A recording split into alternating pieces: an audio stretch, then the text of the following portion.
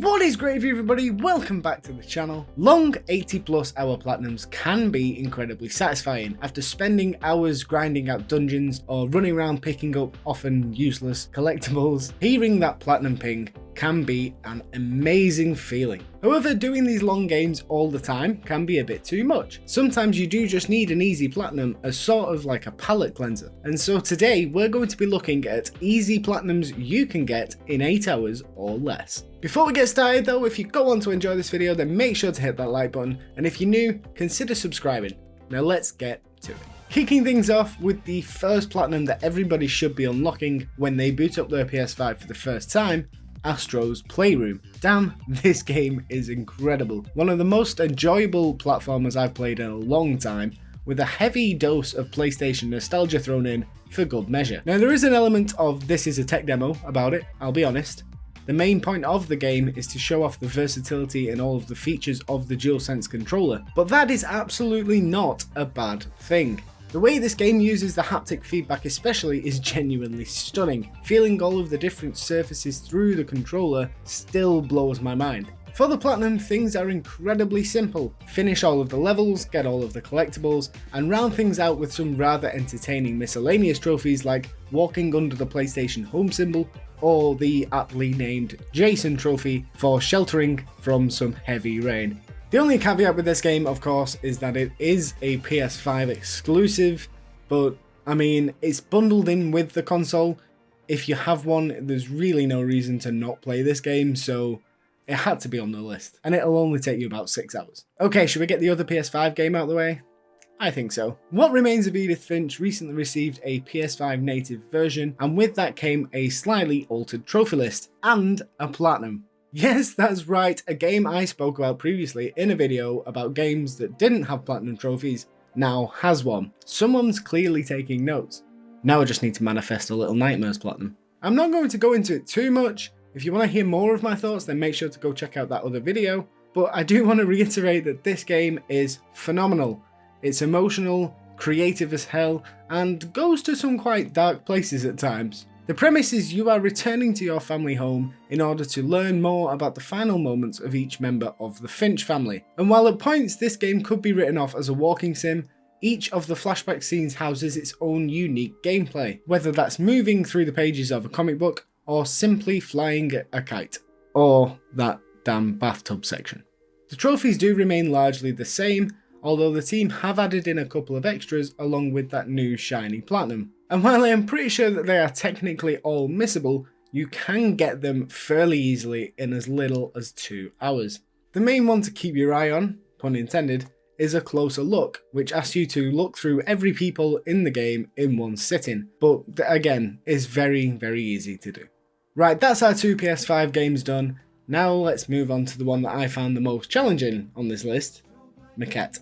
If you aren't aware, Maquette is a puzzle game that revolves around manipulating the size of objects, and this is essentially the entire basis of the game. There is a story revolving around the breakdown of a relationship and the journey to find closure. Fun fact, Bryce Dallas Howard actually voices one of the characters in this game, but outside of a few flashbacks or monologues, it's not really very front and center. The real draw of the game involves making your way through levels of varying sizes and, well, that's it. But it is fun, I swear. The only reason I actually found this game rather difficult is because I actually suck at puzzles. Like, I'm terrible at it. So bad.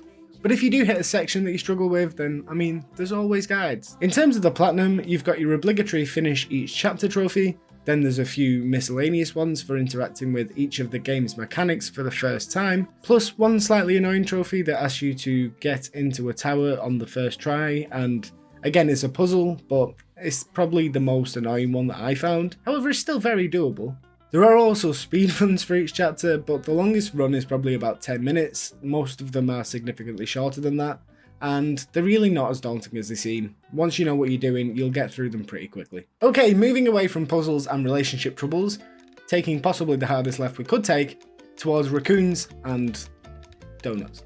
Donut County is one of the most charming and simplistic games I've ever played. The core gameplay is pretty basic. You maneuver a hole around a map until you've consumed everyone and everything in the vicinity. But this simple premise mixed with a wacky storyline about a raccoon empire is just as much fun as it sounds. There's emotion, there's double crosses, and did I mention donuts?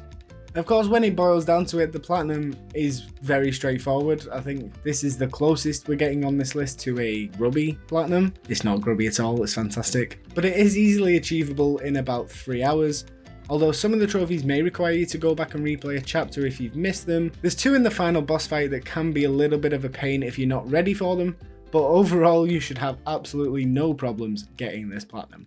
Next up on our list, and another super short platinum, we have Coffee Talk, a relaxing story-based game that sees you running a late-night coffee shop with a twist. The twist being that the world of Coffee Talk is one of a fantasy persuasion. Basically, your clientele consists of elves, orcs, and other fantastical creatures, one of which even appears to be an alien. As you can probably guess, the main bulk of the gameplay involves crafting and serving drinks while getting to know the ups and downs of your patrons' lives. Relationships, careers, and even the occasional existential crisis will be thrust upon you, much like being an actual barista, funnily enough. When it comes to making the actual drinks, there isn't really a lot to it, at least at the start. Most of the recipes will either be very straightforward or actually just given to you. But as you get further into the story, it can get a bit trickier to nail them down perfectly. There are full recipe lists online, however, so if you do find yourself struggling, you can always look it up. And again, the trophies for the most part are easily doable. Finish the story and provide people certain drinks on certain days, etc, etc. But if you've seen Mystic's 30 Platinums in 30 Days Part 2, you'll know that a couple of them can be a little bit tricky. Finding the secret behind the barista in particular can be a pain. All that aside though, this is well worth playing, especially considering that with a guide, this could take you as little as 2 hours. Penultimate entry now, and the most recent game on this list, Stray. Now I'm sure you've all heard plenty about this game. You play as a cat, you do cat things, everybody wins. But I almost didn't include this game for a couple of reasons. Number 1, it has a trophy that artificially inflates its playtime, which I will speak about more in a moment. And number 2, it does have one rather challenging trophy called Can't Catch Me, which asks you to get through the first chase sequence in the game without getting caught once. However, I still think this is a very easy platinum even without a guide. And I mean, you play as a cat, it's just adorable. Now I won't go into too much detail, as I said the game is still relatively recent, but the story is really engaging and surprisingly human, given that the only characters you really interact with are robots. Sure, the gameplay is a bit restrictive, but like a lot of the games on this list, it is more about the world and the characters than it is the actual gameplay. Also, cat. Now, as I alluded to earlier, there is one trophy that really does annoy me, and so much so that I'm actually disqualifying its time commitment from the timing of this platinum. I mean, you can still get the entire thing in 8 hours, but for me it took 8.5. And that trophy is the Productive Day trophy. Now if you know, you know. But if you don't, the reason that I have not included the time it takes to get this trophy in the overall time for this game is that you don't actually play the game to get this trophy. You simply put the cat to sleep, put the controller down for an hour, and leave it. What is that? Anyway, the rest of the trophies are pretty straightforward. Aside from the aforementioned Can't Catch Me trophy, you have to finish the game, get the collectibles, and do a few miscellaneous ones like dunking a basketball. There is also a speedrun for the game, but given that you get 2 hours and me messing up the entire start of the game managed to do it in 1 hour and 45 minutes, you will be absolutely fine, I promise. Plus, like I said, the game is amazing, and even with that caveat, it is easily doable in under 8 hours. Final entry time. And as much as I wanted to include Little Nightmares 2, I decided to go in a different direction. And of course by different, I mean incredibly similar. Shady Part of Me is in many ways similar to Little Nightmares, which is probably what made me gravitate towards it in the first place. But once I started playing through it, its individual charm really did start to show through. The main gameplay mechanic here is solving puzzles, but the way you do this is by controlling a young girl and her shadow, navigating through levels by manipulating light sources. None of the puzzles are particularly challenging, as I mentioned with Maquette, I absolutely suck at puzzles, but they all feel incredibly satisfying to solve, and while I'm sure there are other games out there that do this sort of thing, this is just the one that I picked. Now there aren't a lot of trophies in this game, in fact there's only 16. 5 of them are unlocked by finishing each chapter, 6 of them for collecting origami collectibles, and then 4 miscellaneous trophies. However, there is one quote-unquote difficult trophy titled Leap of Faith, which asks you to get through one of the puzzle sections in chapter 4 perfectly. But given how easy the game is and how quick the restarts are, it really shouldn't pose much of an issue, and in fact the entire game should probably only take you about 6 hours to finish.